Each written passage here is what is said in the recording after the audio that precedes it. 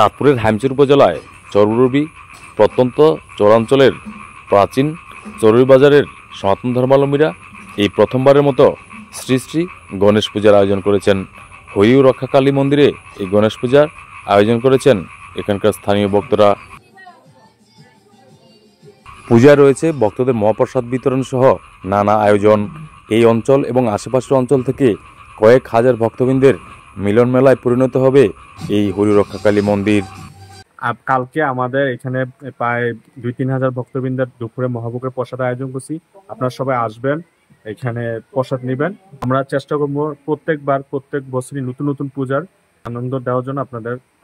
আজকে আমাদের চরবুরবি ঐতিহ্যবাহী চরবুরবি শ্রী শ্রী হরিউ রক্ষাকালী মন্দিরে তরুণ সমাজের উদ্যোগে এই প্রথমবারের মতো শ্রী শ্রী গণেশ পূজার মাধ্যমে আজকে অধিবাসের মাধ্যমে আজকে আমাদের পূজা শুরু হয়ে গেছে। আগামীকাল 11টার দিকে পুষ্পোদ্ধানের মাধ্যমে মহাপ্রসাদ 2টা থেকে মহাপ্রসাদ। আপনাদের সকলের নিমন্ত্রণ, আপনারা সবাই আসবেন।